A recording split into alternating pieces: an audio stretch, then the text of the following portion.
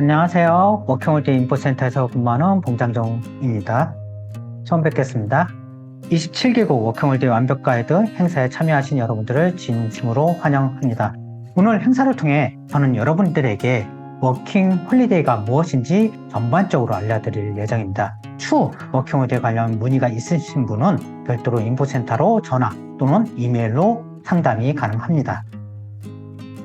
오늘 행사 순서는요, 화면에 보이는 목차와 같이 워킹홀리데이 관련 정보를 소개할 예정이고요. 중간에 우리 청년들이 가장 선호하는 국가인 호주, 캐나다, 영국, 아일랜드, 일본을 예시로 드릴 예정입니다. 워킹홀리데이 소개에 앞서서 화면같이 여러분들이 젊을 때 하시는 다양한 활동이 있습니다. 저는 여러분들이 워킹홀리데이 뿐만 아니라 다양한 활동들을 찾아서 여러분들이 꿈과 도전을 성취해 나갈 수 있기를 바라겠습니다. 먼저 인포센터를 소개하도록 하겠습니다. 여러분들이 저희 행사를 인포센터 홈페이지 또는 온라인 채널에서 보고 신청한 것으로 알고 있습니다.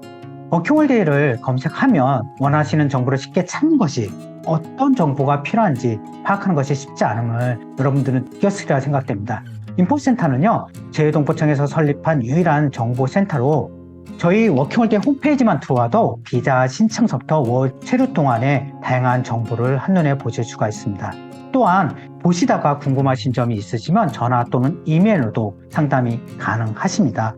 웹페이지 오른쪽 상단에 보면 저희 인포센터에서 운영하는 SNS 채널로 이동할 수가 있습니다. 저희 SNS 채널에서는요, 워킹홀리데이 유경험자 서포터즈인 월 프렌즈 및 해외 통신원 멘토분들의 다양한 콘텐츠를 통해 워홀을 간접적으로 체험하는 동시에 다양한 현지 생활정착 정보를 손쉽게 찾아보실 수가 있습니다. 오늘 행사가 끝나고 나서 가입해 보시고 필요하실 때 방문하시면 많은 도움이 되실 것이라 생각이 듭니다. 그럼 지금부터 워킹홀리데이의 간략 정보를 소개하도록 하겠습니다. 흔히들 워킹홀리데이 하면 젊은 날의 특권, 아르바이트, 언어, 여행 등 3마리 토끼를 잡을 수 있다는 이유를 듣게 될 겁니다. 그 이유가 워킹홀리데이 신청 나이가 제한이 되어 있기 때문입니다. 대체로 만 18세, 만 30세까지입니다. 그리고 이 비자로 해당 국가에 체류할 수 있는 기간이 최대 1년 또는 어떤 국가는 최대 2년까지 체류가 가능합니다.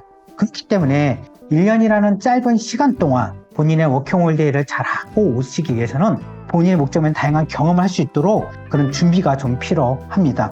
그런데 어떤 분들은 워킹홀리데이를 해외 취업과 오해하시는 분이 많습니다. 워킹홀리데이는 1년 동안 체류할 수 있는 기회를 주겠다는 뜻이고, 그 안에서 해당 국가에서는 아르바이트, 어학연수, 다양한 경험을 할 수 있게 도와주기 위함이라는 뜻입니다. 그러나 이 모든 것을 해당 국가나 우리나라 정부에서 도와준다는 것이 아닙니다. 비자 신청서부터 현재 도착해서 초기 정착, 이 모든 것을 본인 스스로 해야 된다는 뜻입니다. 그렇기 때문에 많은 유경험자들이 이런 얘기를 합니다. 워홀러에게 당부하는 것은 현지에서 시행착오를 줄이고 빠른 정착을 하기 위해서는 말하고 듣는 회화 실력을 한국에서부터 미리미리 키워서 올 것을 강조하고 있습니다. 당연한 말입니다. 우리나라에 워킹홀리데이 비자로 오는 외국인이 한국어 소통이 안 된다면 제대로 된 한국 생활을 즐길 수 있을까요? 관광이랑 워킹홀리데이는 다른 것입니다. 현재 우리 청년들이 워킹홀리데이로 나갈 수 있는 국가는 총 26개국이며 영국은 워킹홀리데이와 비슷한 청년교류 제도로 나가실 수가 있습니다.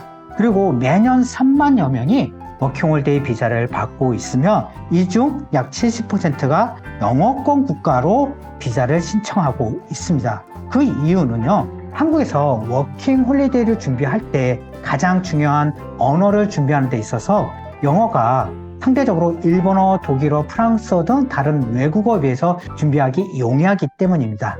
그리고 워킹홀리데이는 개별 국가 간 협정이기 때문에요. 예를 들어서 일본 워킹홀리데이 비자를 받았거나 해당 비자를 일본에 체류한 경우 더 이상 일본 워킹홀리데이 비자는 신청할 수가 없습니다. 그렇지만 일본이 아닌 호주, 캐나다, 독일 등 다른 국가 워킹홀리데이 비자는 신청할 수가 있습니다. 이전에 제가 만났던 어떤 워홀러 분은요, 5개 국가 워킹홀리데이 비자를 받았다고 합니다. 그러면 워킹홀리데이 비자 특징에 대해서 말씀을 드리도록 하겠습니다. 앞서 언급한 것 같이 워킹홀리데이 비자는 다른 비자와 다르게 일반적으로 신청일 기준 만 18세부터 만 30세까지 신청할 수가 있습니다. 2025년 기준으로 볼 때 생일이 지난 2007년생부터 생일이 지나지 않은 1994년생까지 신청이 가능합니다. 최근에 국가 간 워킹홀리데이 협정이 개정됨에 따라 비자 신청 나이랑 체류 기간이 조금씩 차이가 나게 되었습니다. 그래서 보시는 슬라이드 화면과 같이 만 34세까지 신청할 수 있는 국가는 대만, 덴마크, 독일, 라트비아, 아르헨티나, 아일랜드, 포르투갈이 있고요. 만 35세까지 신청할 수 있는 국가는 룩셈부르크, 영국, 캐나다 등이 있습니다. 그리고 신청은 국가별 비자 담당 기관인 주한 외국 대사관 또는 해당 이민국에 신청을 할 수가 있습니다. 예를 들어서 호주는 호주 이민성의 온라인으로, 캐나다는 캐나다 이민국의 온라인으로, 아일랜드, 독일은 주한 아일랜드 대사관, 주한 독일 대사관에 신청을 할 수가 있습니다. 따라서 여러분들이 워킹홀리데이를 준비하고 계시다면 최소 6개월 또는 1년 전부터 희망하는 국가의 워킹홀리데이 비자 신청 정보를 저희 인포센터 홈페이지 또는 해당 국가 이민성 홈페이지 등에서 꼼꼼히 확인하시기를 당부드리겠습니다. 그리고 이 비자를 받게 되면 최대 1년 동안 체류가 가능합니다. 그러나 무조건 1년을 체류하는 것이 아니라 본인의 계획과 목적에 따라 8개월, 6개월만 체류하다가 오시는 분들도 있습니다. 비자 신청 시 여러분들이 주의하실 점이 한 가지가 있습니다.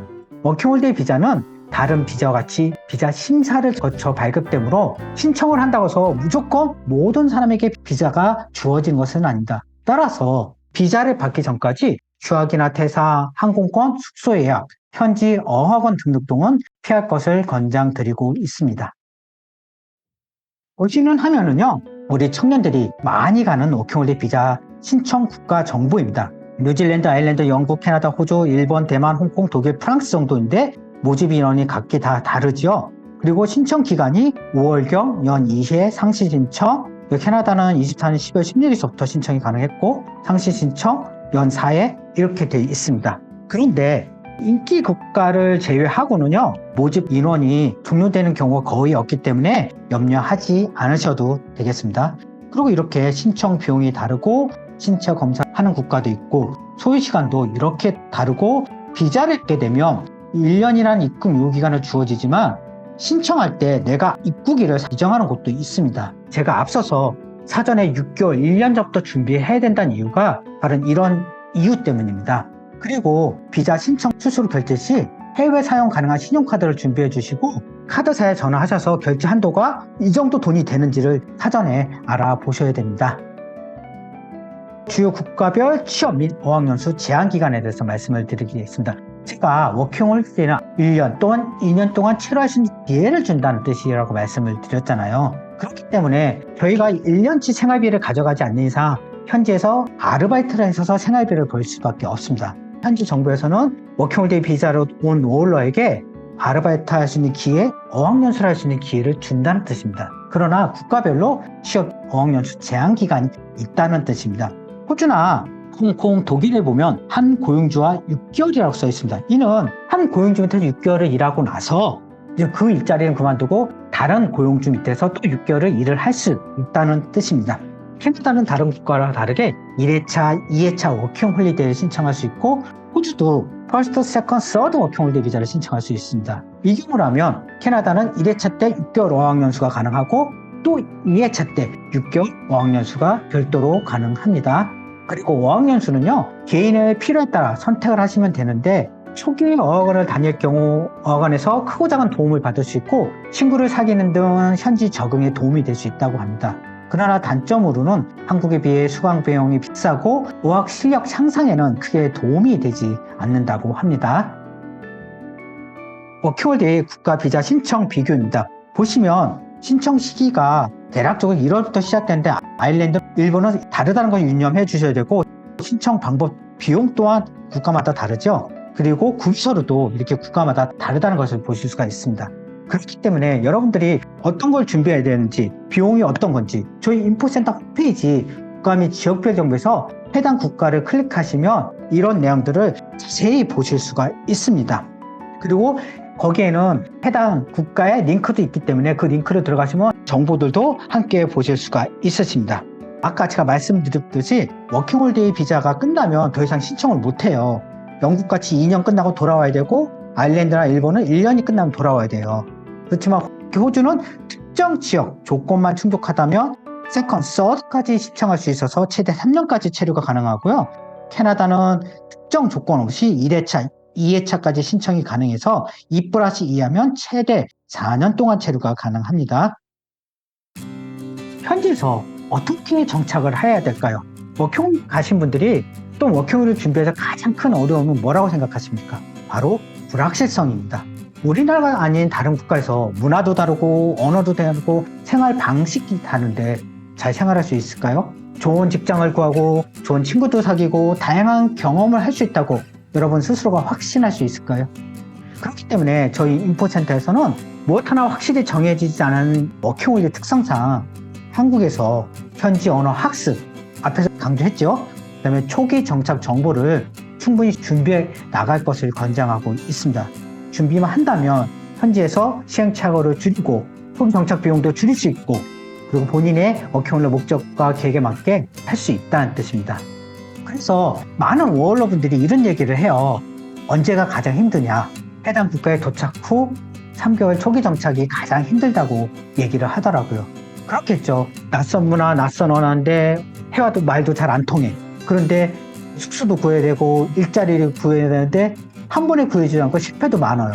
사람들에게 다가가서 얘기하는 게 너무 두려워요. 어떨까요? 우리나라에서도 실패를 여러 번 하면 자신감이 떨어지잖아요. 또 마찬가지라는 거예요.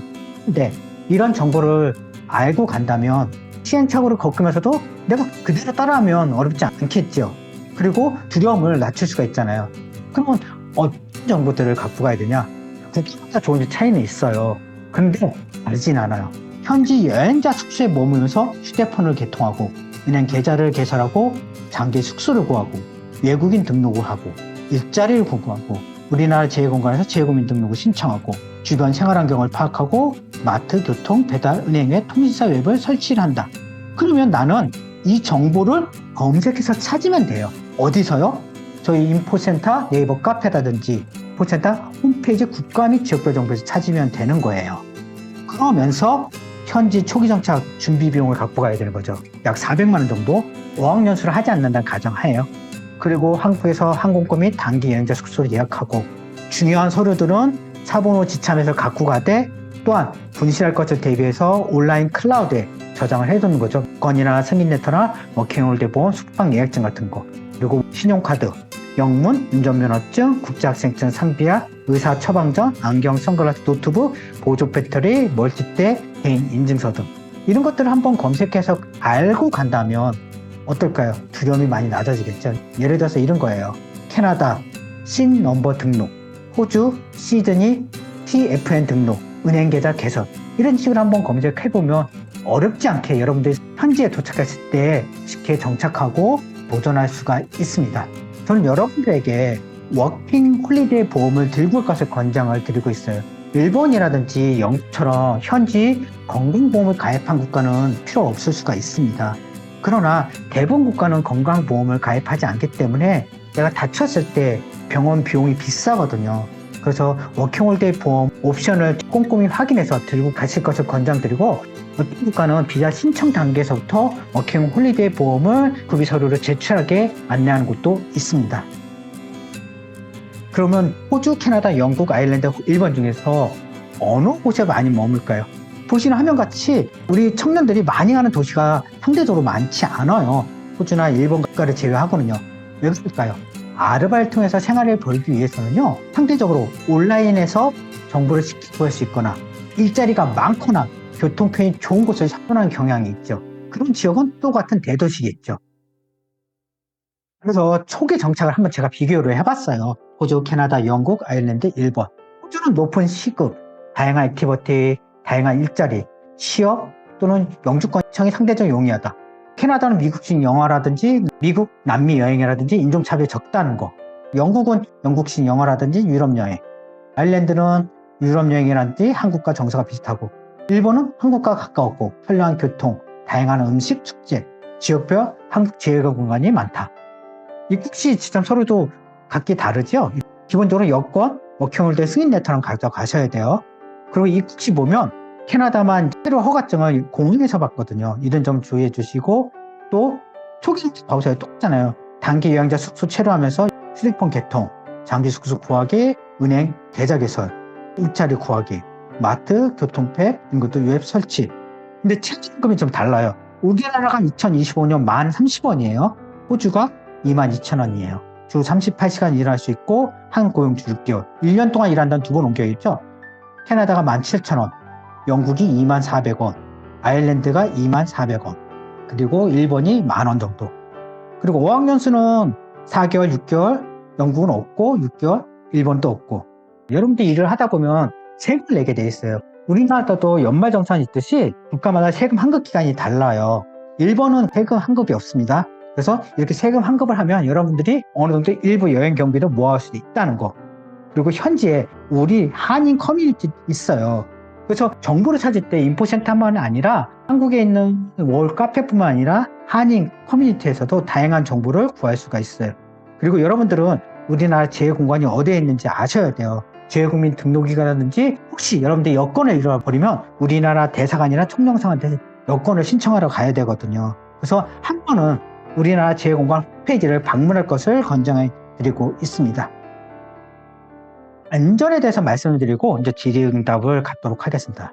저희가 매년 설문조사를 진행하고 사건, 사고 통계를 처리했는데 가장 많은 게 언어소통 어려우면 많은 분들이 힘든다고 얘기를 해요. 그리고 질병이나 부상도 있고 인종차별도 있고 절도 강도, 직장 내 부당 해고라든지 부당대우, 따돌림, 폭행 경우 많죠. 근데 비율 따졌을 때는 그렇게 많지가 않아요. 대다수 분들이 더 안전하게 워킹홀리데이를 하고 오고 있다는 거예요. 그렇지만 우리가 그렇다고 안전에 대해서 손 놓을 수가 없어요. 항상 외국에 가면 우리는 의뢰 입장이다 보니까 어쩔 때는 모처럼 계약한 워킹홀리데이를 중단하고 귀국하는 경우도 있습니다. 여러분들이 아프다, 사건 사고로 다쳤다, 사건이 일어났다, 아르바이트를 할 수 있을까요? 마음이 편할까요? 아니라고요. 그렇기 때문에 저는 워킹홀리데이의 가장 우선순위는 안전한 워킹홀리데이를 준비하는 것이 첫 번째라고 강조하고 싶습니다.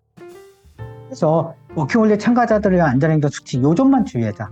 몇 가지만 좀 말씀을 드려볼게요. 첫 번째, 인적이 드문 시간대 또는 취약지역 외출 삼가. 당연하죠. 여러분들이 아르바이트를 하다 보면 이른 새벽 밤늦게 출퇴근도 할 수 있고 여행 중 인적 드문 곳을 갈 수 있습니다. 우리나라도 마찬가지로 인적이 드물고 어둡다, 타인의 시선이 없고 사건 사고의 타겟이 될 확률이 매우 높다. 가장 안전한 곳은 아이러니하지만 사람이 많은 대로변이에요. 둘째, 고용계약서, 주거계약서는 반드시 문서로 작성할 것. 당연하죠. 여러분들이 가장 오래 머무는 곳은 일터와 숙소예요. 계약서를 작성하지 않았다. 법적인 보호를 받지 못한다. 계약서에는 시간당 최저임금, 고용혜택, 보증금, 공과금, 최소 거주기간 등의 내용이 있어요. 네 번째, 재외국민 등록 신청. 원래는 90일 이상 채라는 모든 국민은 재외국민 등록 신청해야 돼요. 이거는 워킹홀리데이 비자뿐만 아니라 학생 비자, 취업 비자 다 마찬가지예요. 근데 잘 모르더라고. 재외공관에서는 여러분들이 머물고 있는 것을 아무도 몰라요. 재외국민 등록하지 않는 사람은요. 그리고 현재 크나큰 테러라든지 사건 사고 났을 때 여러분들을 찾기 위해서는 재외국민 등록이 반드시 필수입니다. 첫째, 마약, 도박, 성매매, 관련업소 출입금지.